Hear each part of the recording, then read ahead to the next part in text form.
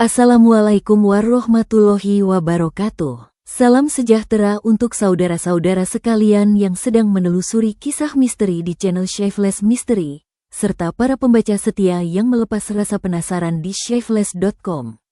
Pada episode kali ini, kami membawa Anda ke tengah kegelapan desa Karanganyar, sebuah permukiman yang terpencil di Jawa Tengah tahun 1990-an. Tempat di mana kemarau panjang mengeringkan tanah, namun misteri lebih mematari lagi jiwa warga. Disinilah aroma melati pekat dan tidak wajar tiba-tiba menggantung di udara, membawa kabar kematian yang aneh. Kisah ini dimulai saat 6 pemuda ditemukan tewas dengan kondisi yang mengerikan, tubuh mengering seperti keringat, wajah tersenyum puas aneh, dan kelopak melati segar menempel di dada. Di balai desa yang penuh ketegangan, janda bernama Laila menjadi pusat tuduhan. Tapi, di balik tuduhan itu, tersembunyi kebenaran yang lebih mencekam, sebuah ritual gelap bernama Magnet Sukma yang menghisap jiwa perjaka murni, dipimpin oleh makhluk gaib bernama Jaran Goyang. Apakah Laila korban atau pelaku? Bagaimana desa melawan teror yang tak terlihat? Mari kita ikuti setiap langkahnya. Dari aroma pertama melati hingga fajar baru yang mengiringi akhir tragedi. Siap untuk tenggelam dalam misteri yang tak terlupakan?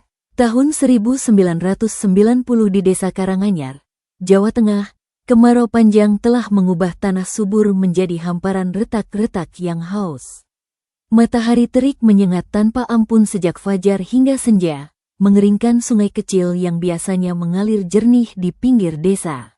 Pepohonan meranggas, daun-daun berguguran sebelum waktunya, dan udara dipenuhi debu yang menari-nari di setiap hembusan angin panas. Di tengah kekeringan yang menyiksa itu, suatu pagi di awal bulan Sura, aroma melati yang pekat dan tidak wajar tiba-tiba menyergap seluruh penjuru desa. Bau itu bukan berasal dari kebun atau pekarangan rumah, tidak ada yang menanam melati dalam skala begitu besar di Karanganyar. Aroma itu menggantung di udara, bercampur dengan bau tanah terbakar dan sesuatu yang lebih dalam, sesuatu yang mengingatkan pada kematian yang lama tertimbun. Ibu-ibu yang sedang menimba air di sumur umum berhenti sejenak, hidung mereka berkerut mencium sesuatu yang asing. Para petani yang bersiap ke ladang mengangkat kepala, mata mereka berkaca-kaca bukan karena debu, melainkan karena sengatan wangi yang terlalu kuat itu. "Bau apa ini, Kang?" tanya Marno kepada tetangganya sambil menutup hidung dengan ujung sarung. "Seperti melati, tapi tidak wajar," jawab tetangganya itu dengan suara bergetar. "Seperti melati di kuburan." Desas-desus mulai berhembus. Beberapa orang tua langsung bergegas pulang, mengunci pintu dan jendela, berbisik-bisik tentang pertanda buruk. Di langit yang cerah tanpa awan, seekor burung gagak terbang melingkar-lingkar di atas pusat desa, mengeluarkan suara serak yang memecah kesunyian pagi. Kebetulan atau tidak, pagi itu juga Satrio, pemuda perjaka berusia 23 tahun, tidak muncul untuk membantu ayahnya di ladang. Satrio dikenal sebagai pemuda paling bugar di desa, badannya tegap, kulit sawo matang berkilat oleh keringat kerja. Senyumnya selalu merekah dan menularkan semangat pada siapapun yang berinteraksi dengannya. Ia adalah harapan keluarganya, anak tunggal yang rajin, sopan, dan diidamkan banyak orang tua sebagai calon menantu. Ketika ayah Satrio, Pak Romo, mendapati pintu kamar anaknya masih tertutup rapat padahal matahari sudah tinggi, sebuah kegelisahan mulai menggerogoti hatinya. Ia mengetuk pelan, memanggil nama anaknya, tapi tidak ada jawaban. Ketukan menjadi lebih keras, panggilan menjadi lebih panik. Ketika akhirnya Pak Romo mendobrak pintu kamar yang terkunci dari dalam, pemandangan yang menyambutnya membuatnya terjatuh di ambang pintu. Mulutnya terbuka lepas tapi tak bersuara. Di atas tempat tidur sederhana dari bambu, terbaring tubuh Satrio. Namun bukan tubuh pemuda perkasa yang biasa ia kenal. Tubuh itu telah mengering seperti buah yang kehilangan semua saripatinya. Kulit menempel ketat pada tulang, membentuk siluet yang menyeramkan. Yang paling mengerikan adalah wajahnya. Wajah Satrio memancarkan senyuman puas yang aneh, seolah-olah ia sedang mengalami mimpi indah yang tak pernah ingin ia akhiri. Matanya terpejam rapat, alisnya sedikit terangkat, dan di sudut bibirnya terdapat lengkungan kebahagiaan yang kontras dengan kematian yang menyelimutinya. Di dada Satrio yang mengeriput, menempel beberapa kelopak melati segar, berwarna putih bersih, masih basah oleh embun pagi, berbau harum menusuk yang memenuhi seluruh ruangan. Kelopak-kelopak itu tersusun rapi membentuk pola aneh yang tidak dikenal oleh Pak Kromo, pola yang seolah-olah memiliki makna tersendiri. Teriakan Pak Kromo akhirnya pecah, memanggil tetangga, memanggil istrinya yang sedang di dapur. Dalam hitungan menit, berita kematian Satrio menyebar seperti api di ladang kering. Warga berdatangan, memadati pekarangan rumah Pak Kromo, ingin melihat dengan mata kepala sendiri apa yang telah terjadi. Astagfirullah, tubuhnya seperti telah mati berbulan-bulan, bisik seorang tetua desa dengan suara gemetar. Tapi wajahnya, mengapa ia tersenyum? Tanya seorang perempuan muda, tangannya menutup mulut yang bergetar. Dan bunga melati ini, dari mana asalnya? Tidak ada yang menanam melati di sekitar sini. Tambah seorang pria berani yang mendekat untuk melihat lebih jelas. Kepala desa, Pak Suroto, segera dipanggil. Dengan wajah pucat dan langkah berat, ia memasuki kamar Satrio. Matanya menyapu pemandangan mengerikan itu, lalu ia menunduk, mengucapkan doa perlindungan. Sebagai orang yang pernah mengalami berbagai peristiwa aneh di desanya selama puluhan tahun, ia tahu ini bukan kematian biasa. Tidak ada bekas luka, tidak ada tanda-tanda kekerasan, tidak ada racun yang biasanya meninggalkan jejak tertentu. Ini adalah sesuatu yang berada di luar pemahaman manusia biasa. Tutupi jenazahnya, perintah Pak Suroto dengan suara rendah. Kita harus memanggil polisi dari kota. Tapi di lubuk hatinya, ia tahu polisi tidak akan menemukan penjelasan logis. Kematian Satrio membawa aroma supranatural yang kuat. Aroma yang sama dengan aroma melati yang masih menggantung di udara desa, menyatu dengan bau tanah kering dan kepanikan yang mulai menjalar. Sore itu, ketika jenazah Satrio dibawa ke rumah duka, awan hitam tiba-tiba menutupi langit meski musim kemarau masih berlangsung. Angin berhembus dingin, membawa lagi aroma melati yang semakin pekat. Di pinggir desa, di sebuah gubuk bambu yang terpencil, seorang perempuan muda berdiri di balik jendela, matanya kosong menatap ke arah kerumunan orang di rumah duka. Di tangannya, ia memegang setangkai melati segar, dan di bibirnya tersungging senyum tipis yang penuh misteri. Perempuan itu adalah Laila, janda muda yang baru kembali ke desa 3 bulan sebelumnya setelah suaminya meninggal di kota. Tidak banyak yang tahu tentangnya, kecuali bahwa ia membawa serta kesedihan mendalam dan keindahan yang membuat banyak pria di desa terpana. Dan seperti aroma melati yang tiba-tiba muncul pagi itu, kehadiran Laila di desa membawa sesuatu yang asing, sesuatu yang tidak sepenuhnya bisa diterima oleh tanah kelahirannya sendiri.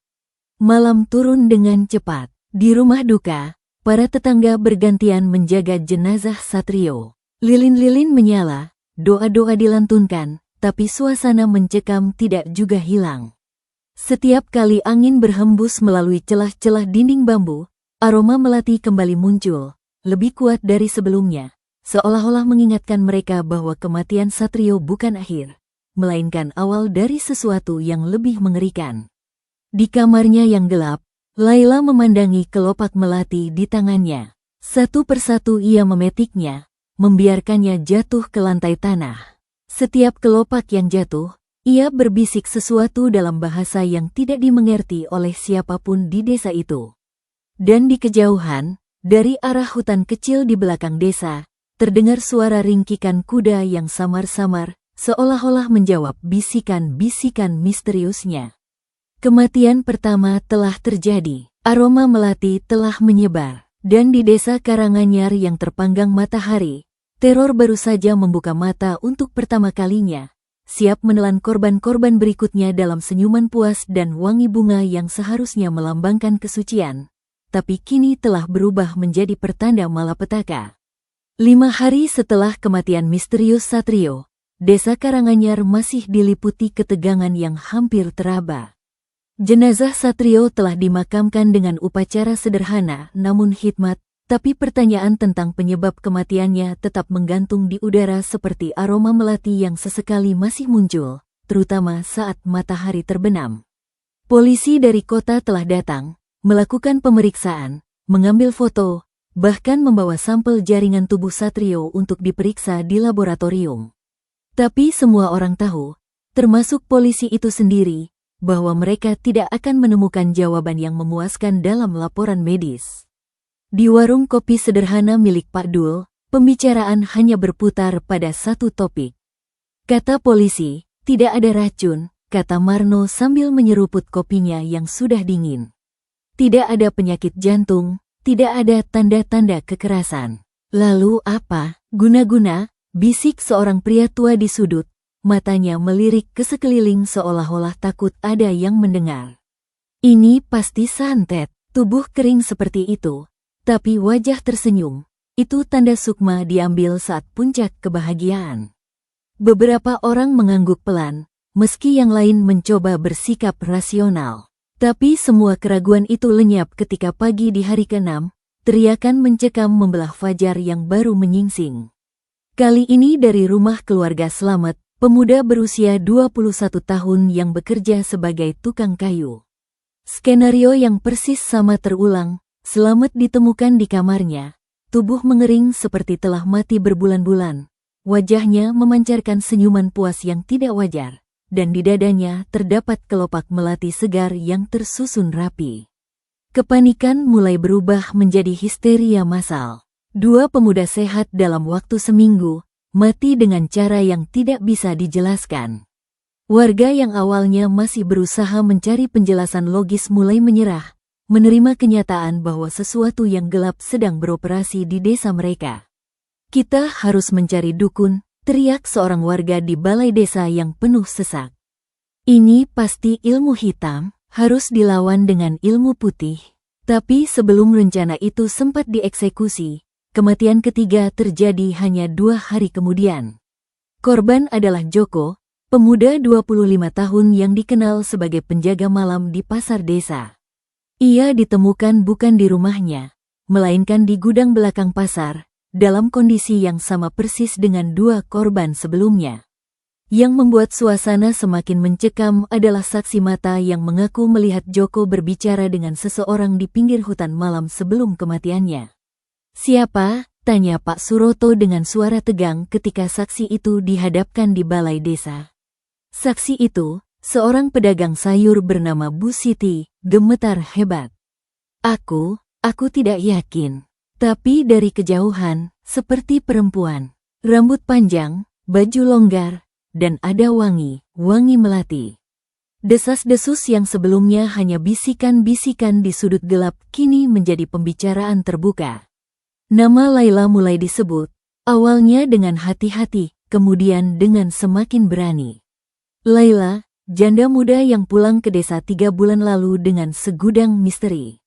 Laila, yang kecantikannya membuat banyak pria terpana. Laila, yang selalu tercium wangi melati setiap kali ia lewat. Pernahkah kalian perhatikan? Kata seorang ibu dengan suara berbisik tapi terdengar jelas di kerumunan. Sejak Laila pulang, kejadian aneh mulai terjadi. Suaminya mati di kota, katanya kecelakaan. Tapi siapa yang tahu? Aku melihat dia berbicara dengan Satrio seminggu sebelum Satrio meninggal. Tambah seorang pemuda. Di dekat sumur tua, mereka berdua tertawa, tapi ada sesuatu yang tidak wajar di mata Laila. Kepingan-kepingan informasi mulai disusun menjadi narasi yang menuduh. Laila yang jarang keluar rumah kecuali untuk keperluan penting. Laila yang selalu menolak lamaran pria desa dengan alasan masih berduka. Laila yang kadang terlihat berjalan sendirian ke arah hutan saat senja. Dan yang paling kuat, aroma melati yang selalu menyertai kehadirannya, aroma yang sama persis dengan yang ditemukan pada jenazah ketiga pemuda itu. Pada hari ke-9 setelah kematian Satrio, ketika korban keempat ditemukan, pemuda bernama Rudi yang bekerja sebagai sopir angkutan desa, amarah warga sudah mencapai titik didih. Mereka berkumpul di depan rumah Pak Suroto, menuntut tindakan segera. Keluarkan Laila dari desa kita, teriak seorang warga. Atau kita usir dia dengan paksa, tambah yang lain. Pak Suroto, dengan wajah lelah dan penuh beban, mencoba menenangkan massa. Kita tidak punya bukti, hanya berdasarkan kecurigaan saja. Bukti, sergap Marno yang kini menjadi salah satu vokal paling keras. 4 pemuda mati dengan cara yang sama, semuanya pernah terlihat berinteraksi dengan Laila. Dan wangi melati itu, hanya dia yang selalu membawa wangi itu. Perdebatan panas terjadi, suara-suara saling tindih, emosi memuncak. Tapi sebelum kerumunan itu memutuskan untuk bergerak ke rumah Laila yang terletak di pinggir desa, sesuatu terjadi yang membuat semua orang terdiam seketika. Dari arah rumah Laila, muncul asap tipis berwarna kebiruan. Asap itu naik perlahan, membentuk pilihan aneh di udara yang tenang. Dan bersamaan dengan itu, aroma melati yang selama ini hanya sesekali muncul, kini membanjiri seluruh area balai desa dengan intensitas yang hampir membuat pusing. Lihat, teriak seseorang, dia sedang melakukan ritual. Tanpa pikir panjang, massa yang sudah emosional mulai bergerak. Puluhan pria, dengan pentungan dan alat pertanian di tangan, berjalan cepat menuju rumah Laila. Para perempuan dan anak-anak mengikuti dari belakang, wajah-wajah mereka campur aduk antara ketakutan dan kemarahan. Rumah Laila adalah gubuk bambu sederhana yang terletak agak terpisah dari rumah-rumah lain. Di depannya terdapat pekarangan kecil yang ditumbuhi beberapa tanaman obat. Ketika masa tiba, mereka menemukan pintu rumah tertutup rapat, jendela-jendela terkunci dari dalam. Keluar, Laila, teriak Marno sambil mengetuk pintu dengan keras. Keluarlah dan jelaskan apa yang terjadi. Tidak ada jawaban, hanya keheningan yang menegangkan, diselingi oleh kicauan burung yang seolah-olah tidak peduli dengan drama manusia yang sedang berlangsung. Salah seorang pemuda yang lebih nekat mencoba mendobrak pintu. Tapi anehnya, pintu bambu yang seharusnya mudah dihancurkan itu terasa kokoh seperti baja. Setiap kali didorong, seolah-olah ada kekuatan tak terlihat yang menahannya dari dalam. Guna-guna, teriak seseorang, dia menggunakan ilmu hitam. Ketika suasana hampir tak terkendali, tiba-tiba pintu terbuka perlahan. Dan di ambang pintu, berdiri Laila dengan pakaian sederhana, kain batik lusuh dan kebaya longgar. Wajahnya pucat, matanya bengkak sepertinya dari tangisan, dan di tangannya ia memegang setangkai melati yang sudah layu. "Ada apa?" tanyanya dengan suara lembut, hampir tak terdengar. Kemarahannya, amarah massa yang sudah memuncak, tiba-tiba surut sejenak ketika melihat perempuan muda itu.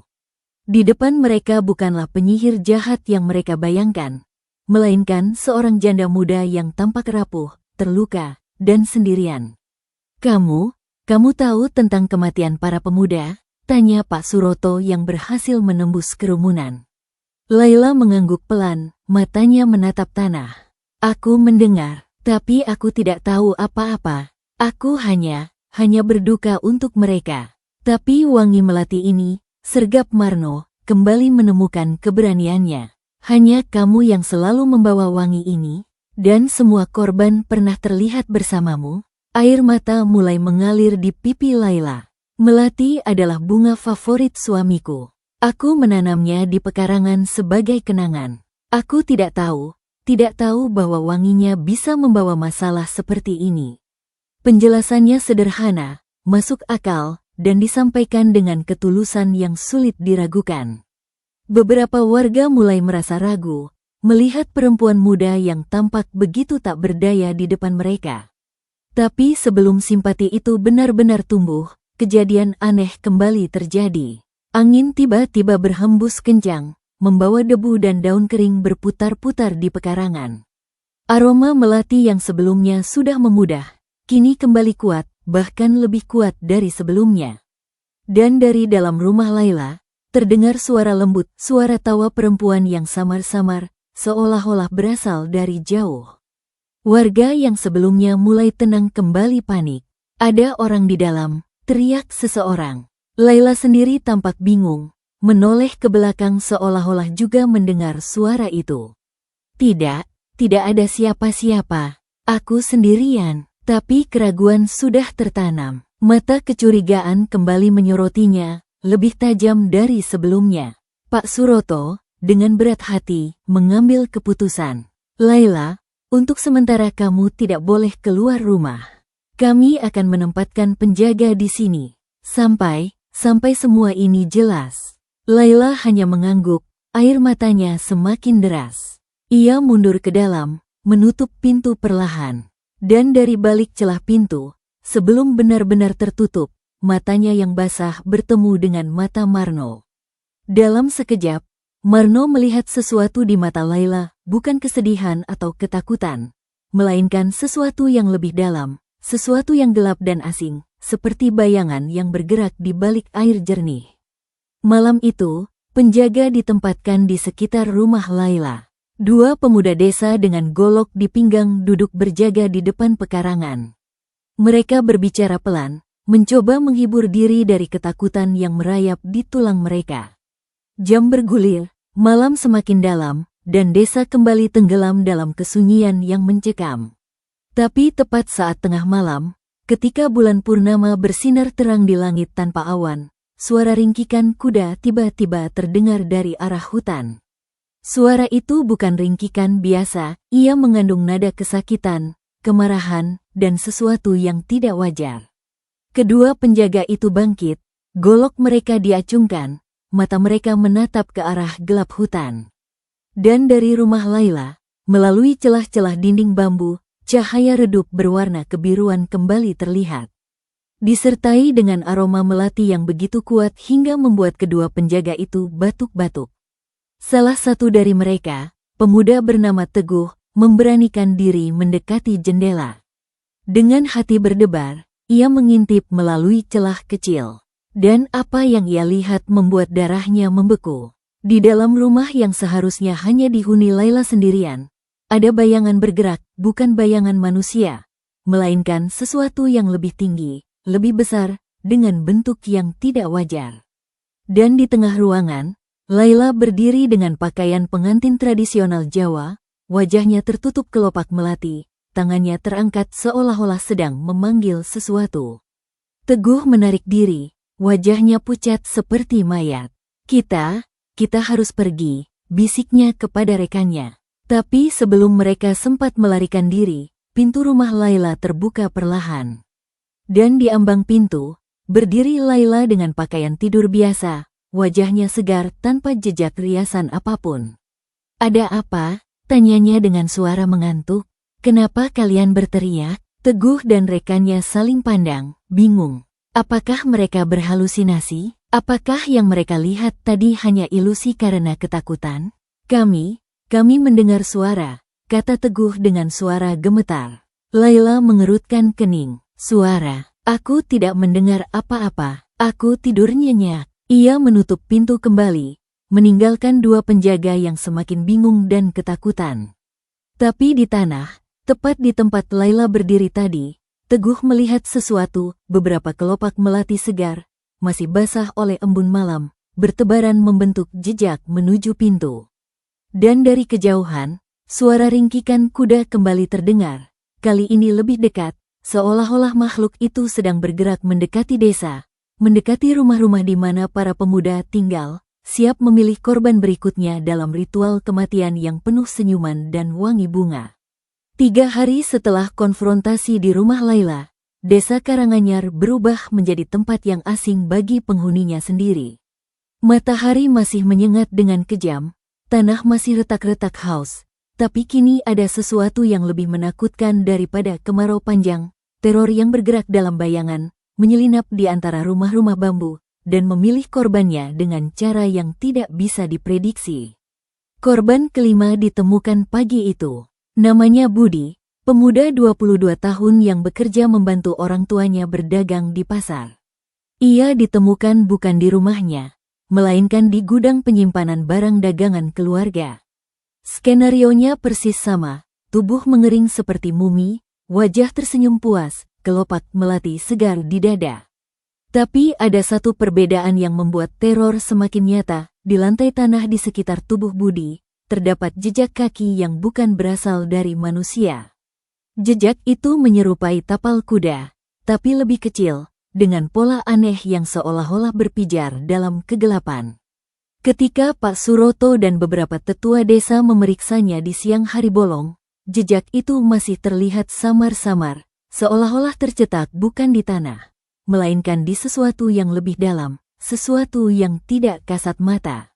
Jaran goyang, bisik seorang tetua dengan suara hampir tak terdengar. Ini jejak jaran goyang. Mendengar istilah itu, wajah beberapa orang tua langsung pucat. Jaran goyang, kuda goyang, adalah makhluk dalam legenda Jawa kuno, kuda gaib yang digunakan oleh para praktisi ilmu hitam untuk mengantar arwah atau mengambil nyawa. Konon, hanya mereka yang memiliki ilmu tinggi yang bisa memanggil dan mengendalikan jaran goyang. Tapi, itu hanya dongeng, bantah Marno, meski suaranya tidak meyakinkan. Lihatlah jejak ini, sergap tetua itu, tangannya menunjuk ke tanah. Bukan jejak kuda biasa, dan dengarkan, semalam, siapa yang tidak mendengar ringkikan aneh itu? Memang, sejak kematian Budi, suara ringkikan kuda di malam hari menjadi lebih sering, lebih dekat, dan lebih mengerikan. Bukan ringkikan kuda biasa yang penuh semangat, melainkan suara yang mengandung kesedihan mendalam, kemarahan terpendam, dan kelaparan akan sesuatu yang tidak bisa dipahami oleh manusia biasa.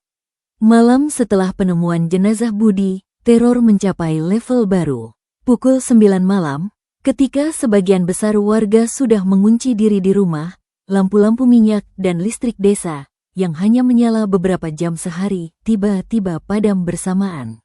Bukan padam seperti biasa, melainkan padam seolah-olah ditiup oleh nafas raksasa yang tak terlihat. Kegelapan menyelimuti desa, begitu pekat hingga tangan di depan mata pun tidak terlihat.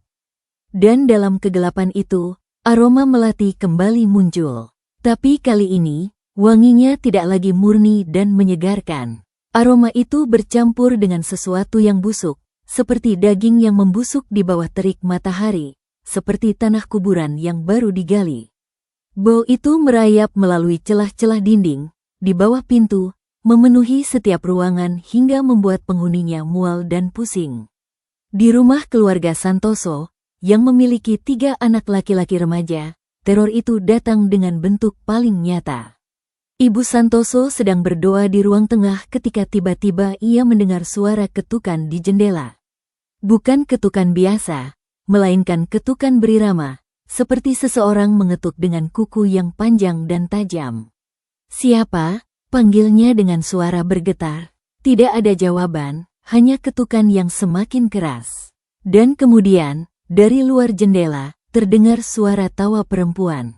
Bukan tawa riang, melainkan tawa yang mengandung ejekan, kepuasan gelap, dan sesuatu yang sangat tidak wajar, seperti tawa yang dipaksakan dari mulut yang sudah lama tidak digunakan untuk tertawa.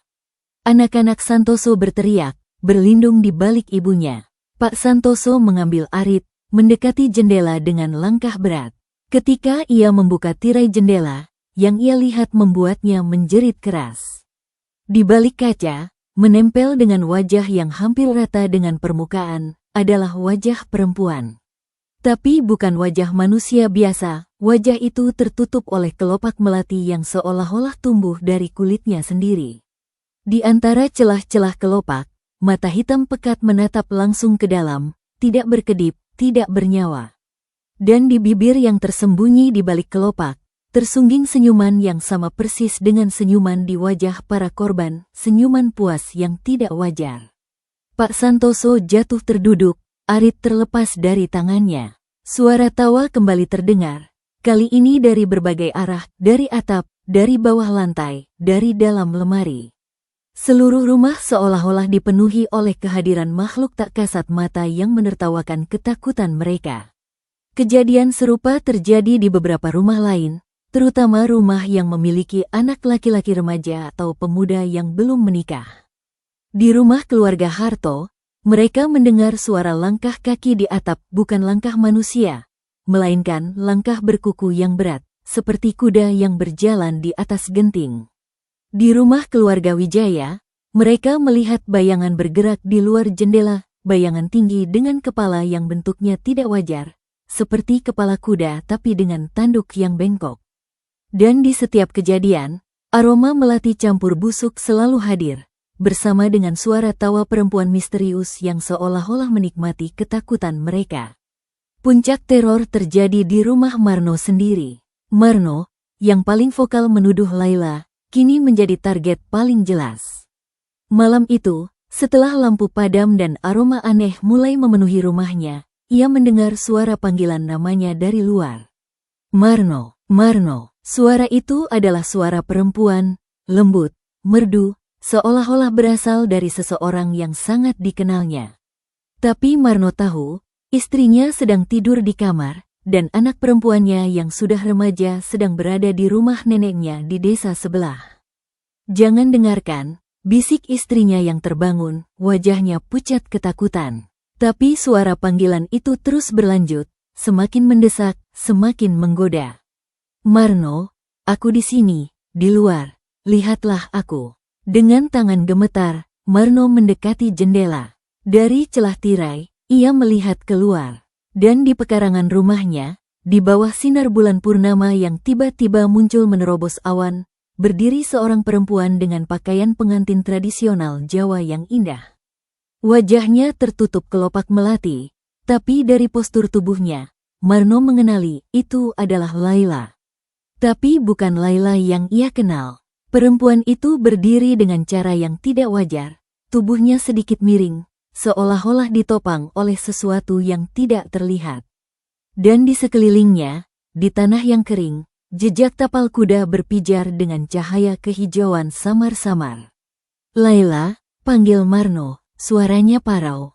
Perempuan itu mengangkat tangan, menunjuk ke arahnya. Dan dari balik kelopak melati yang menutupi wajahnya, suara itu kembali terdengar.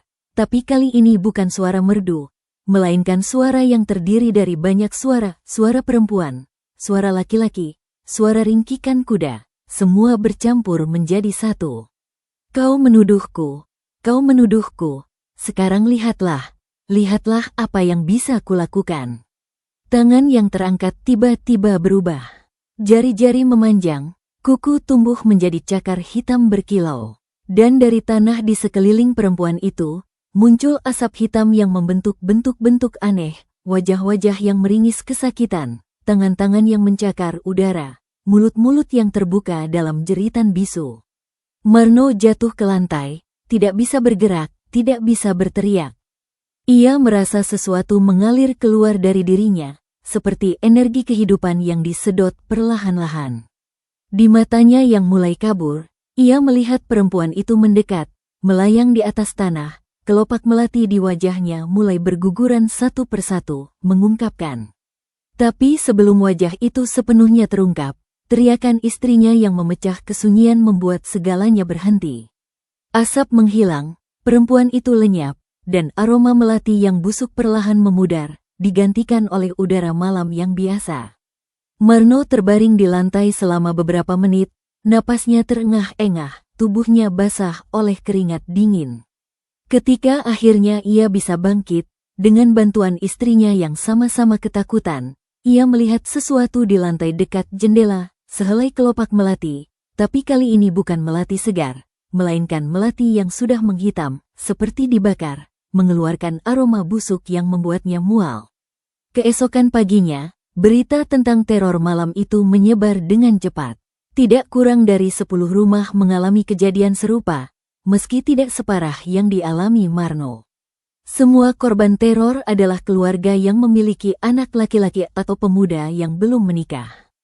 Dan semua melaporkan hal yang sama, penampakan perempuan dengan pakaian pengantin dan wajah tertutup kelopak melati, jejak tapal kuda bercahaya, aroma melati campur busuk, dan suara tawa yang mengerikan.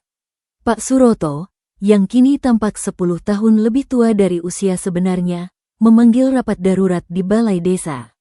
Kali ini, tidak hanya pria yang hadir, tapi juga perempuan dan bahkan beberapa remaja yang wajahnya masih dipenuhi ketakutan. Kita tidak bisa terus seperti ini, kata Pak Suroto dengan suara lelah. Ini sudah di luar kendali kita. Kita butuh bantuan dari luar. Tapi siapa yang mau membantu kita? Tanya seorang perempuan dengan suara putus asa. Polisi tidak percaya pada hantu. Dukun dari desa sebelah sudah lari ketakutan ketika mendengar tentang jaran goyang. Kiai Bahar, kata seorang tetua tiba-tiba. Semua mata tertuju padanya. Kiai Bahar dari pesantren Al-Hikmah di kota. Beliau terkenal dengan kemampuannya menangani masalah seperti ini. Nama Kiai Bahar memang dikenal di wilayah itu. Seorang ulama tua yang tidak hanya mendalami ilmu agama, tapi juga memahami hal-hal gaib yang sering dianggap tahayul oleh banyak orang.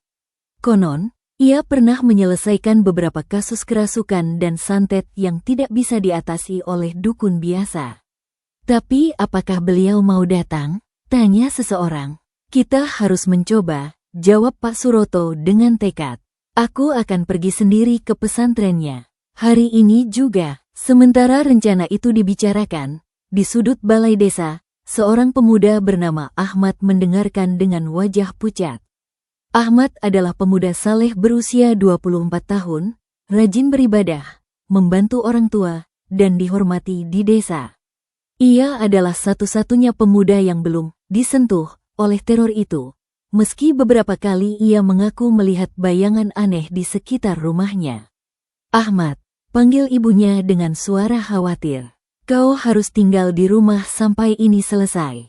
Jangan pergi kemana-mana. Ahmad mengangguk, tapi di matanya terlihat keraguan. Sejak teror mulai, ia mengalami mimpi-mimpi aneh. Dalam mimpinya, ia melihat seorang perempuan cantik yang menangis, terjebak dalam kegelapan, meminta pertolongan.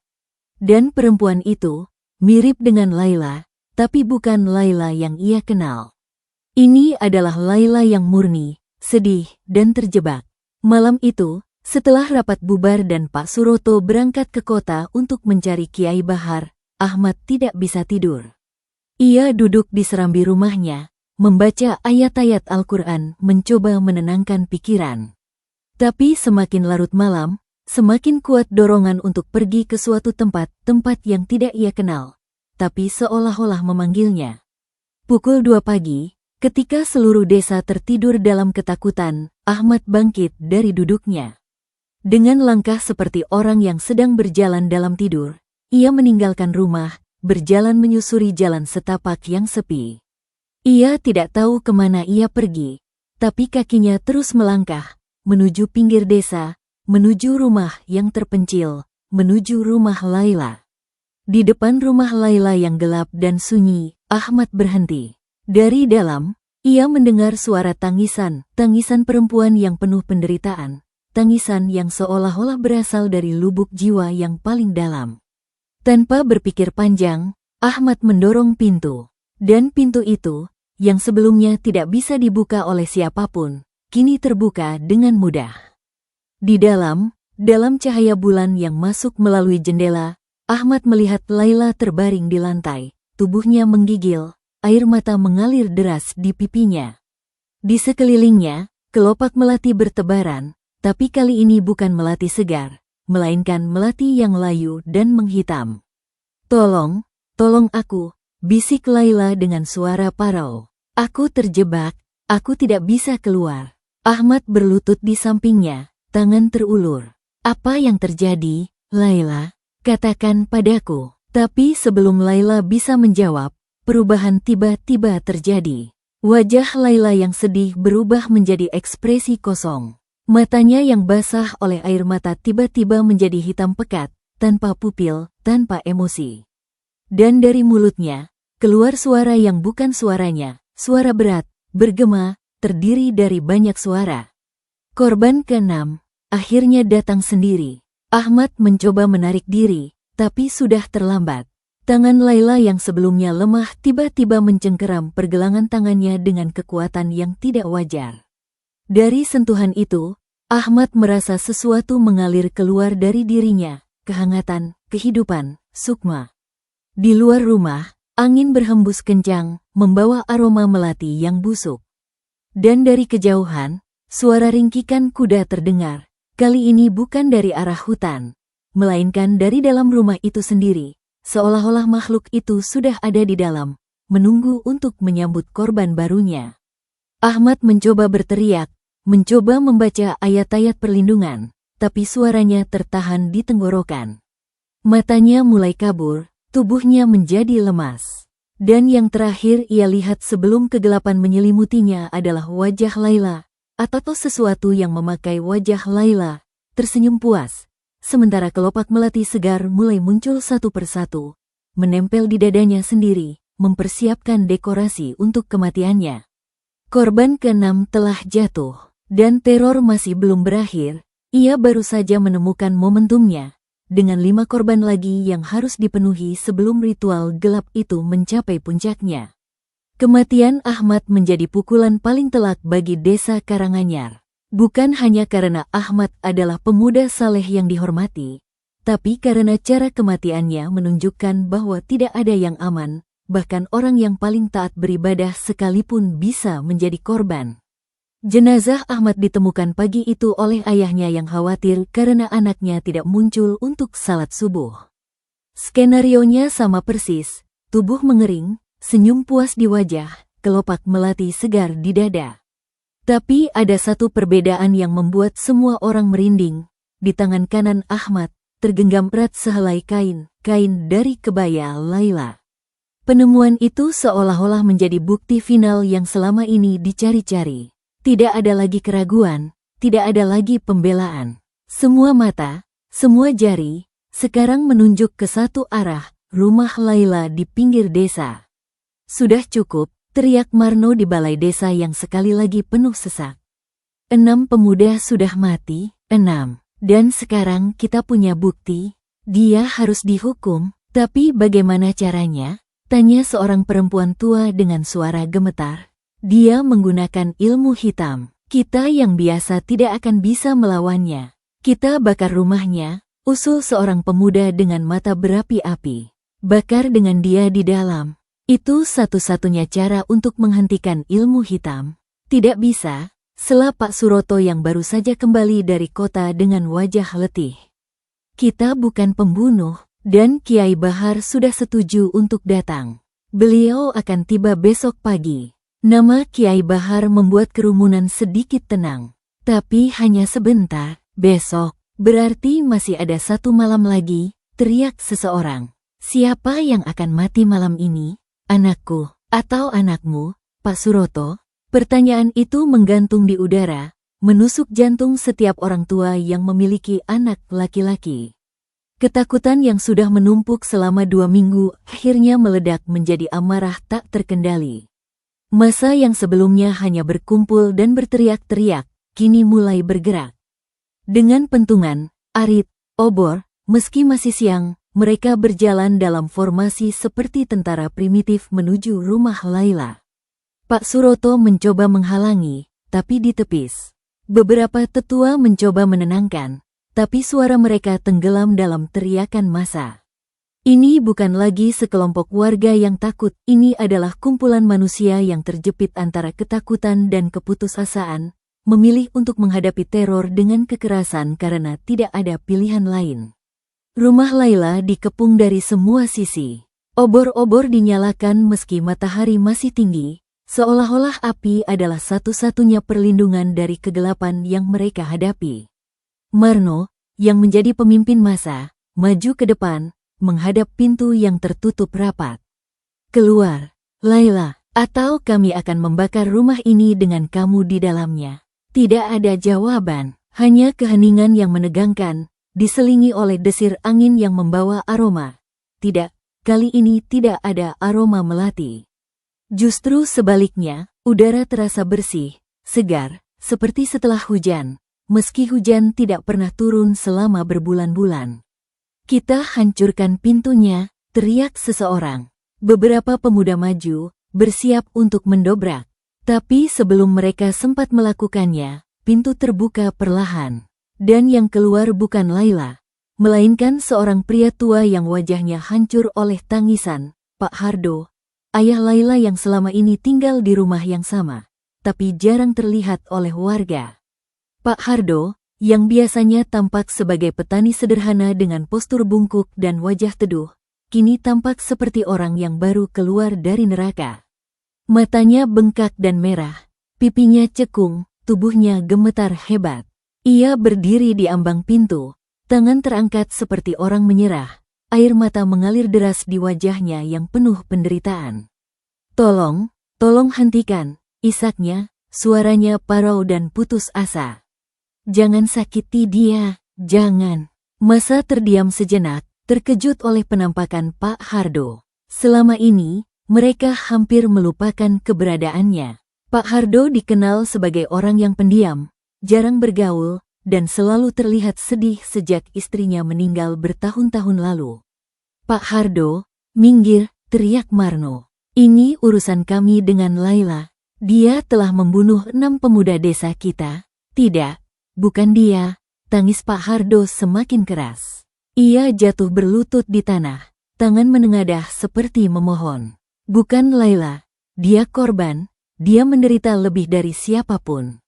Korban, dia punya bukti kain kebayanya di tangan Ahmad, sergap seorang warga, mengacungkan kain yang ditemukan di tangan jenazah Ahmad. Pak Hardo melihat kain itu, dan tangisannya berubah menjadi jeritan kesakitan yang memilukan. Itu karena dia tidak bisa mengendalikan. Dia terjebak, seperti boneka. Boneka, apa maksudmu? Pak Hardo menarik napas dalam-dalam, seolah-olah mengumpulkan keberanian untuk mengungkap sesuatu yang telah lama dipendam. Laila, anakku, dia tidak bersalah. Dia hanya media, wadah, untuk sesuatu yang lebih gelap. Dan itu semua salahku. Pengakuan itu membuat kerumunan bingung. Apa yang dimaksud Pak Hardo? Bagaimana mungkin seorang ayah mengatakan anaknya sendiri adalah media untuk sesuatu yang gelap? Jelaskan, perintah Pak Suroto yang berhasil menembus kerumunan. Pak Hardo menatap tanah, bahunya terus terguncang oleh isakan. Bertahun-tahun lalu, ketika istriku meninggal, aku jatuh dalam keputusasaan. Aku miskin, sendirian, harus membesarkan Laila yang masih kecil. Lalu, datanglah tawaran. Ia berhenti, seolah-olah tidak sanggup melanjutkan. Tapi tekanan dari kerumunan memaksanya. Seseorang, menawarkan kekayaan. Kekayaan yang lebih dari cukup untuk membesarkan Laila dengan baik, untuk membuat hidup kami nyaman. Tapi dengan syarat yang mengerikan. Syariat apa? Tanya Marno, sekarang dengan suara lebih tenang, penasaran. Harus ada tumbal sukma perjaka murni, 10 orang, dalam ritual tertentu, kata Pak Hardo dengan suara hampir tak terdengar. Dan Laila harus menjadi medianya, karena dia lahir di hari dan jam tertentu, dengan bakat tertentu. Ruang di depan rumah Laila menjadi sunyi sejenak. Angin berhembus pelan, membawa dingin yang menusuk tulang meski matahari masih bersinar terik. Kau jual anakmu sendiri? Tanya seorang perempuan dengan suara bergetar, campur jijik dan tidak percaya. Pak Hardo mengangguk, wajahnya penuh penyesalan yang dalam. Aku bodoh. Aku putus asa. Aku pikir aku bisa mengendalikannya. Tapi ternyata tidak. Ritual itu hidup sendiri, mengambil alih Laila. Dan sekarang, dia terjebak di dalam tubuhnya sendiri, menyaksikan segala yang terjadi, tapi tidak bisa berbuat apa-apa. Cerita Pak Hardo, meski terdengar tidak masuk akal, disampaikan dengan ketulusan yang sulit diragukan. Air matanya yang terus mengalir, tubuhnya yang menggigil, suaranya yang penuh penyesalan, semua itu menunjukkan bahwa pria tua ini memang menanggung beban yang sangat berat. Lalu kenapa baru sekarang kau bicara? Tanya Pak Suroto. Karena aku takut, dan aku berharap bisa menghentikannya sendiri. Tapi semakin aku coba, semakin kuat kekuatan itu. Dan Laila, anakku. Pak Hardo tidak bisa melanjutkan, tangisannya kembali membanjiri kata-kata. Masa yang sebelumnya penuh amarah, kini bingung. Di satu sisi, mereka marah pada Laila, atau sesuatu yang menggunakan tubuh Laila, yang telah membunuh 6 pemuda mereka.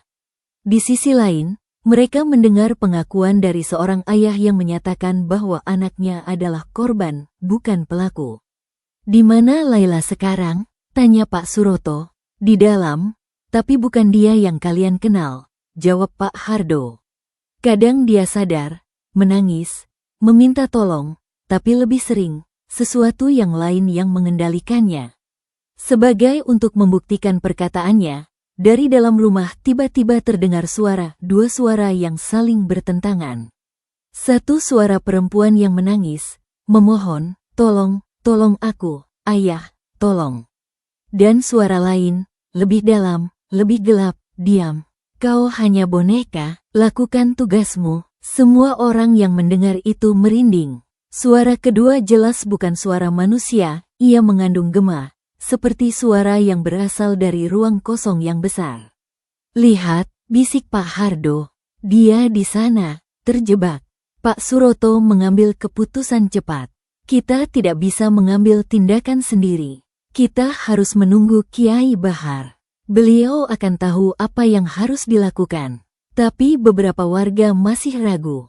"Bagaimana jika malam ini ada korban lagi? Sementara kita menunggu, kita kunci semua pemuda di satu tempat," usul seorang tetua. "Di balai desa, kita jaga bersama-sama. Dengan banyak orang, mungkin kekuatan gelap itu tidak berani mendekat."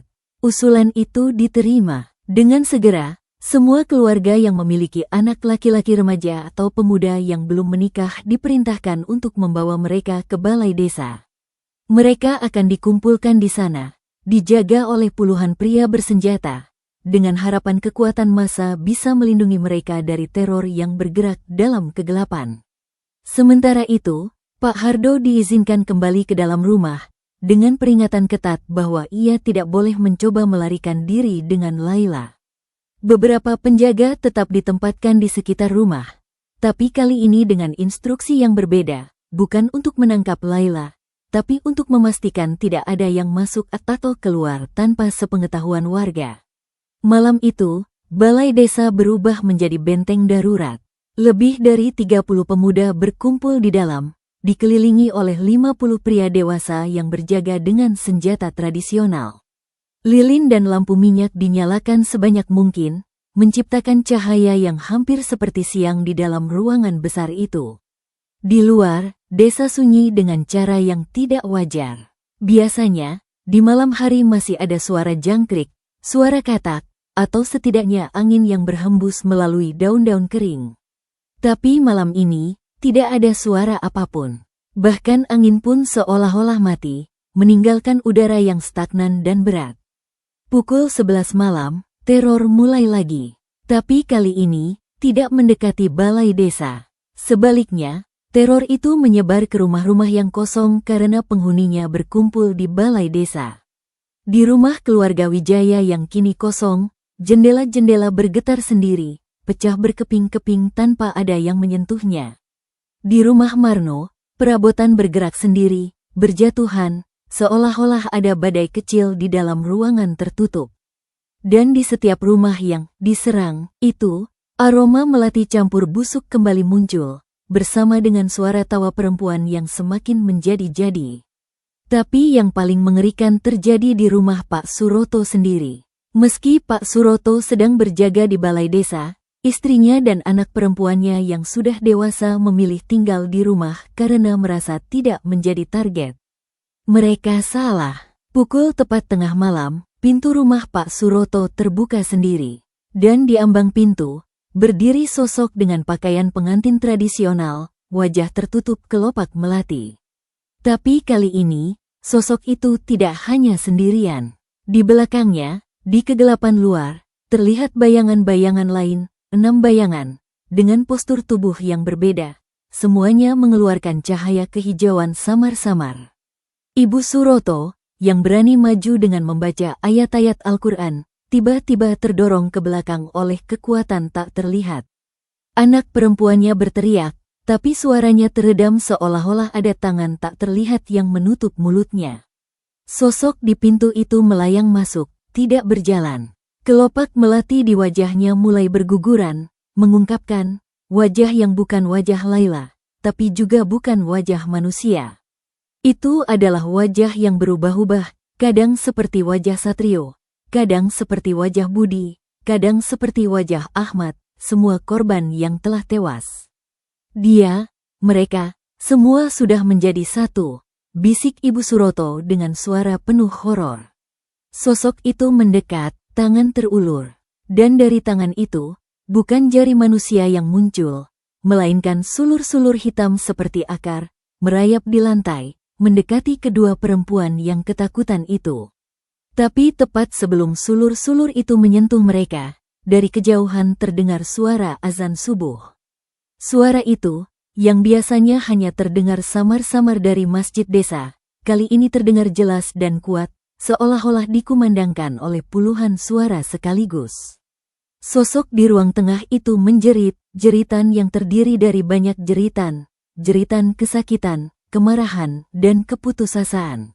Sulur-sulur hitam menarik diri, sosok itu berbalik, dan melesat keluar rumah, menghilang dalam kegelapan sebelum azan selesai.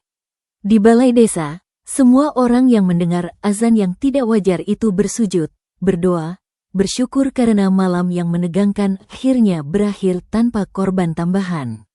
Matahari mulai menyingsing di ufuk timur, membawa harapan baru bahwa bantuan yang ditunggu-tunggu akhirnya akan tiba.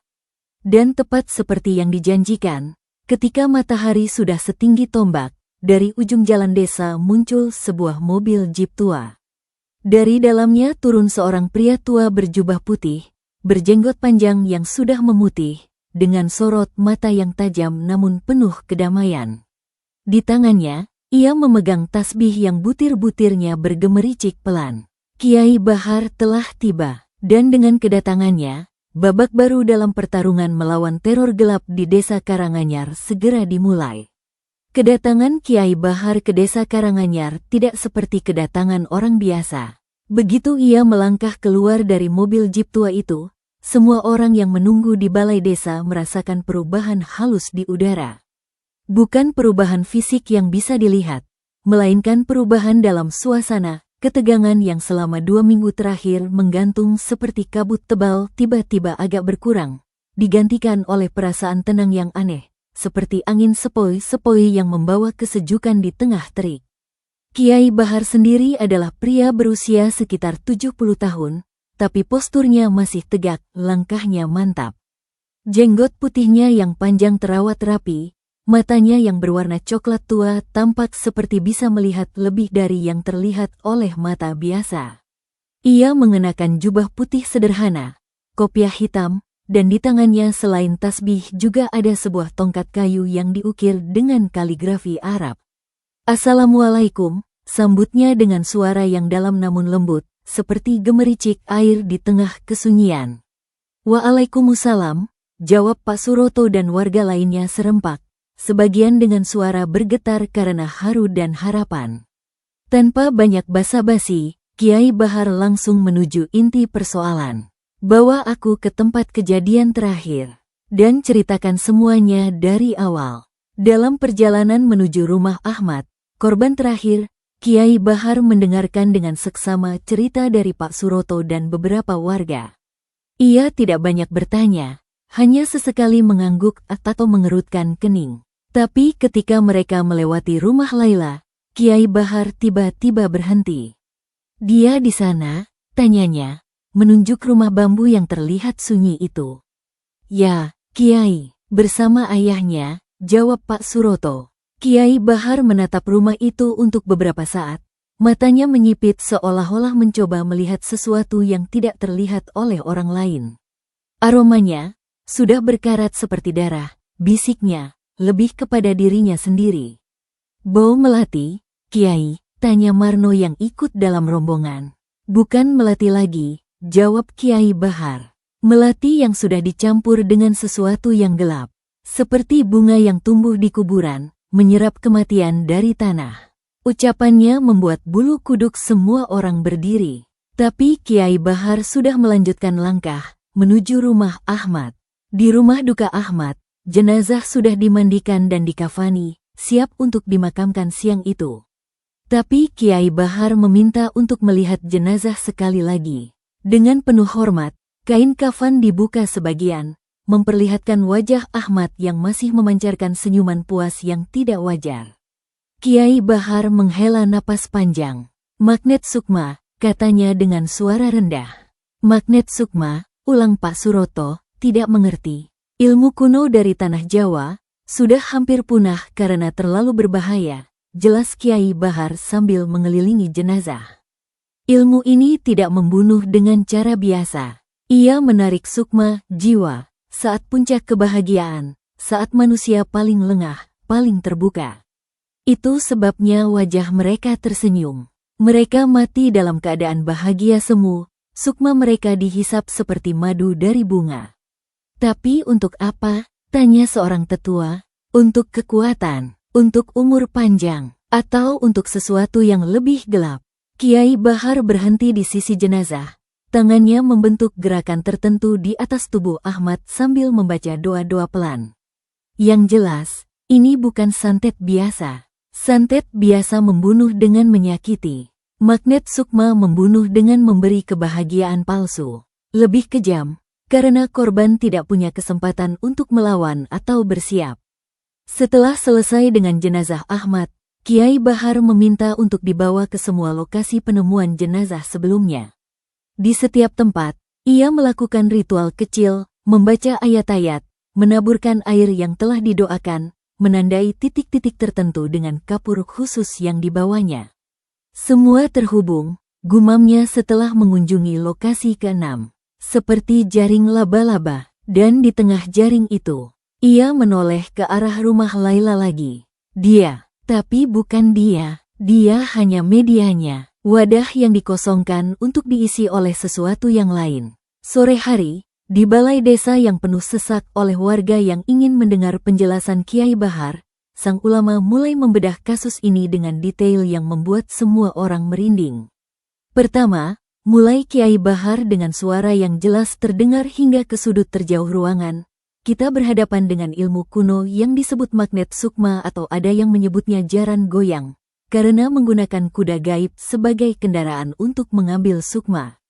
Ia menjelaskan bahwa dalam ilmu ini, ada 3 komponen utama: sang pemilik ilmu, yang menginginkan kekuatan, media, orang dengan kriteria khusus yang menjadi pintu, dan kendaraan gaib, biasanya berupa kuda gaib atau jaran goyang. "Media harus memenuhi syarat tertentu," lanjut Kiai Bahar. "Lahir di hari dan jam tertentu, memiliki bakat spiritual tertentu, dan, yang paling penting, harus dalam keadaan suci secara ritual tapi kosong secara spiritual. Biasanya dicapai melalui penderitaan yang mendalam." Semua mata tertuju pada Pak Hardo yang duduk di sudut dengan wajah tertunduk penuh malu. Kedua, Kiai Bahar melanjutkan, ritual ini membutuhkan tumbal. 10 sukma perjaka murni, pria muda yang belum menikah, masih suci secara fisik dan spiritual. Sukma mereka diambil bukan untuk dibunuh, melainkan untuk disimpan, dijadikan sumber energi. "Untuk apa energi itu?" tanya Marno. Kiai Bahar diam sejenak, matanya menatap ke arah Pak Hardo. "Biasanya untuk umur panjang, kekayaan, atau kekuatan gaib. Tapi dari intensitas teror ini, aku curiga tujuannya lebih dari itu. Mungkin untuk sesuatu yang abadi." Kata abadi itu diucapkan dengan nada khusus, seperti ada rasa jijik yang tersembunyi di baliknya. Ketiga, Kiai Bahar menatap semua orang di ruangan. "Ini yang paling penting, media, dalam hal ini. Laila adalah korban utama. Dia tidak melakukan ini dengan kehendaknya sendiri. Sukmanya terjebak di dalam tubuhnya sendiri, menyaksikan segala yang terjadi tapi tidak bisa berbuat apa-apa. Setiap kali dia membunuh, sebenarnya Laila yang asli menangis di dalam. Setiap kali ada aroma melati, itu adalah jeritan sukma yang terjebak." Penjelasan itu membuat banyak warga merasa bersalah. Mereka selama ini menuduh Laila sebagai pelaku, padahal menurut Kiai Bahar, ia adalah korban yang paling menderita. "Lalu apa yang harus kita lakukan, Kiai?" tanya Pak Suroto. Kiai Bahar menghela napas. "Pertama, kita harus memutuskan hubungan antara media dengan kendaraan gaib jaran goyang itu. Kedua, kita harus menemukan dan menghancurkan tempat penyimpanan sukma-sukma yang sudah diambil. Ketiga, kita harus berhadapan dengan sang pemilik ilmu. Tapi siapa pemilik ilmunya? Tanya seseorang. Pak Hardo. Semua mata kembali tertuju pada Pak Hardo yang semakin menyusut di kursinya. Pak Hardo adalah bagian dari ini, jawab Kiai Bahar dengan hati-hati. Tapi dari energinya, aku merasa ada sesuatu yang lebih besar. Pak Hardo mungkin hanya pelaksana, bukan perancang utama. Ia kemudian mengumumkan rencananya. Malam itu, ia akan melakukan ritual perlindungan di sekitar balai desa dan rumah-rumah yang masih memiliki pemuda. Ritual itu tidak akan menghentikan teror sepenuhnya, tapi akan membuatnya lebih sulit untuk mendekati korban potensial. Tapi ritual utama, kata Kiai Bahar dengan suara tegas, harus dilakukan di sumber masalah. Dan menurut perasaanku, sumber itu bukan di rumah Laila, melainkan ia menunjuk ke arah Pak Hardo. Di rumah Pak Hardo, atau lebih tepatnya, di bawah rumah Pak Hardo. Pak Hardo terkejut, wajahnya pucat. Bawah rumah? Ya, Kiai Bahar menatapnya dengan mata tajam. Ada ruang bawah tanah, bukan? Tempat di mana semua ini dimulai? Pak Hardo tidak bisa berkata-kata. Ia hanya mengangguk pelan, air mata mulai mengalir lagi. Besok pagi, setelah kita mengamankan desa, kita akan pergi ke sana. Tapi malam ini, Kiai Bahar berdiri, tongkatnya diketukkan ke lantai. Kita harus bertahan, karena malam ini, dengan kedatanganku, kekuatan gelap itu akan marah. Dia akan mencoba mengambil korban sebanyak-banyaknya sebelum kita sempat bertindak. Peringatan itu membuat ketegangan kembali muncul. Tapi Kiai Bahar segera menenangkan mereka. Siapkan air, garam, dan daun-daun tertentu yang akan aku sebutkan. Dan kumpulkan semua pemuda di sini. Aku akan membuat lingkaran perlindungan. Sepanjang sore, desa Karanganyar sibuk dengan persiapan.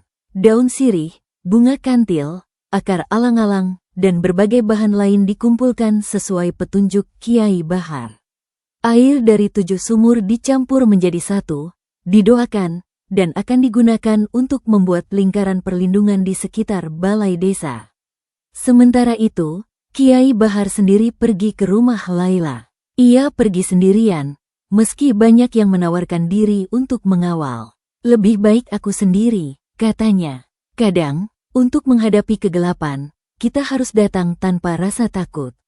Dan rasa takut kalian akan menarik perhatian yang tidak diinginkan. Di depan rumah Laila, Kiai Bahar berhenti. Ia tidak mengetuk, tidak memanggil. Ia hanya berdiri, mata terpejam, bibir bergerak membaca doa-doa.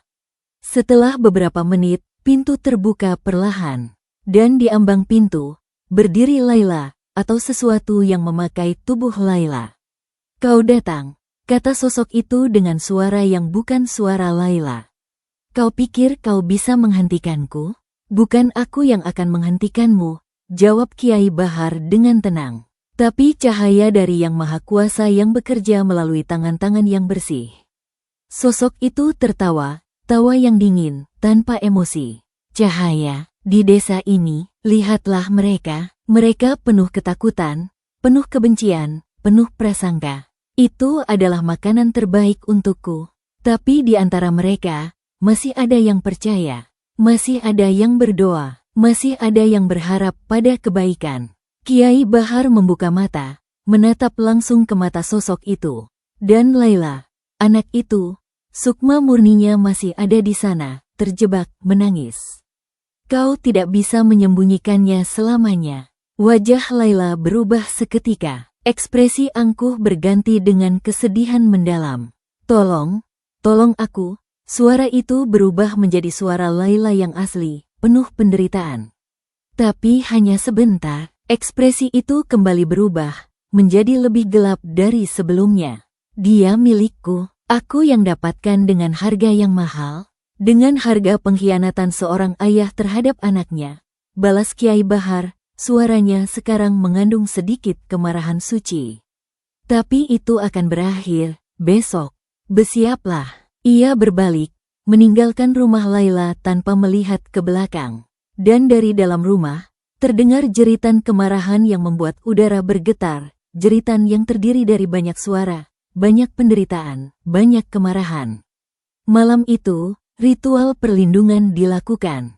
Kiai Bahar memimpin warga mengelilingi balai desa dengan air yang telah didoakan, membuat lingkaran besar dengan garam campur daun-daunan, dan membaca ayat-ayat perlindungan dengan suara yang menggema di kesunyian malam.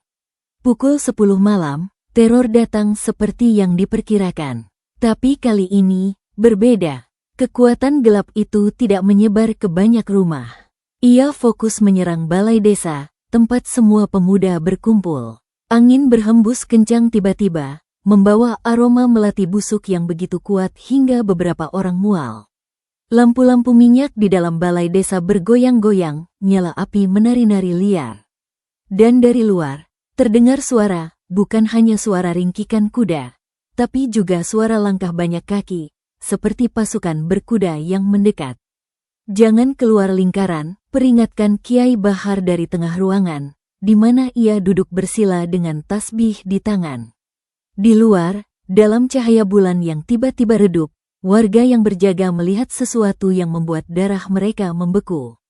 Dari arah hutan, muncul sekumpulan bayangan, bukan bayangan manusia, tapi bayangan kuda dengan penunggang yang bentuknya tidak wajar. Mereka bergerak maju, mendekati balai desa, tapi ketika mencapai garis lingkaran garam yang dibuat Kiai Bahar, mereka berhenti seolah-olah menghadapi tembok tak terlihat. Salah satu penunggang, yang paling besar, dengan kepala seperti kuda tapi dengan mata merah berpijar, maju sedikit. Dari mulutnya yang bukan mulut kuda biasa, keluar suara, berikan mereka. Mereka milikku, 10, harus 10, tidak akan kau dapatkan, jawab Kiai Bahar dari dalam, suaranya terdengar jelas meski tidak berteriak. Kembali ke tempat asalmu, kembali ke kegelapan yang melahirkanmu. Penunggang itu menjerit marah. Ia mengangkat tangan, atau sesuatu yang mirip tangan, dan dari tangannya, kilatan hitam menyambar ke arah balai desa. Tapi kilatan itu memantul ketika menyentuh atap, seolah ada kubah tak terlihat yang melindungi bangunan itu. Pertarungan gaib terjadi sepanjang malam. Kekuatan gelap mencoba berbagai cara untuk menembus perlindungan, dari teror psikis yang membuat beberapa pemuda hampir histeris, hingga serangan fisik yang membuat dinding balai desa bergetar. Tapi Kiai Bahar, dengan ketenangan yang luar biasa, terus membaca doa-doa, terus mempertahankan perlindungan. Puncaknya terjadi tepat saat tengah malam. Semua penunggang bayangan itu bersatu, membentuk satu sosok raksasa, sosok dengan tubuh kuda dan kepala manusia yang terus berubah-ubah wajahnya. Sosok itu menyeruduk lingkaran perlindungan dengan kekuatan yang membuat tanah bergetar. Kiai Bahar bangkit dari duduknya. Dengan tongkat di tangan kanan dan tasbih di kiri, ia menghadap ke arah sosok itu. Dengan nama Allah yang Maha Pengasih lagi Maha Penyayang, ucapnya dengan suara yang tiba-tiba sangat besar, sangat berwibawa. Kembali, sosok raksasa itu menjerit kesakitan. Tubuhnya mulai terurai, berubah menjadi asap hitam yang berputar-putar. Dan dari asap itu, terdengar suara-suara, suara para korban yang sudah tewas, meminta pertolongan, meminta pembebasan. Besok, janji Kiai Bahar dengan suara lebih lembut. Besok kalian akan dibebaskan, sabarlah. Asap itu akhirnya menghilang, ditarik kembali ke arah rumah Laila. Dan malam pun berakhir tanpa korban baru. Perlindungan Kiai Bahar berhasil. Ketika fajar menyingsing, semua orang di balai desa bersujud syukur. Mereka selamat, tapi Kiai Bahar tahu, ini hanya kemenangan kecil. Pertempuran sebenarnya masih menanti di bawah rumah Pak Hardo, di ruang rahasia di mana semua ini bermula, di tempat di mana sukma-sukma yang sudah diambil disimpan, dan di mana sang pemilik ilmu yang sebenarnya mungkin sedang menunggu. Hari baru telah tiba, dan dengan itu, babak akhir dari teror magnet sukma di desa Karanganyar segera dimulai. Kiai Bahar berdiri tegap di hadap pintu ruang bawah tanah yang berbahaya. Tangannya memegang tongkat kayu bertuliskan kalimat suci, matanya menatap ke dalam kegelapan yang menanti. Di belakangnya, warga desa Karanganyar berbaris dengan hati berdebar, takut namun penuh keyakinan. Di dalam, Laila masih terjebak dalam tubuhnya sendiri, sementara energi gelap dari 7 korban masih terikat dalam ritual tahayul. Siapa yang sebenarnya mengendalikan jaran goyang? Bisik Kiai Bahar. Apakah Pak Hardo benar-benar pelakunya? Atau ada kekuatan lebih di balik semua ini? Dengan napas panjang, Kiai Bahar menekan tongkat kayu ke tanah. Suara gemuruh menggema, seperti langit yang sedang bergemuruh. Di dalam ruangan bawah tanah, sesuatu bergerak, sesosok yang lebih gelap dari bayangan, dengan senyum yang menusuk jiwa. Kau tidak bisa menghentikannya, suara itu menggema. Ritual sudah terlalu jauh. Laila menjadi milikku selamanya. Kiai Bahar menghela napas. Kami akan lihat itu, di mana kebenaran terakhir akan terungkap. Terima kasih telah menyaksikan kisah misteri di Shaifless Mystery dan membacanya di shaifless.com. Setiap dukungan Anda membuat kami semangat untuk menghadirkan cerita menegangkan lainnya. Jika cerita ini menyentuh hati Anda, tolong bantu kami dengan tekan tombol like, tulis komentar pendapat Anda, lakukan SHARE ke teman-teman. Dengan dukungan Anda, kami bisa terus menghadirkan misteri yang lebih seru.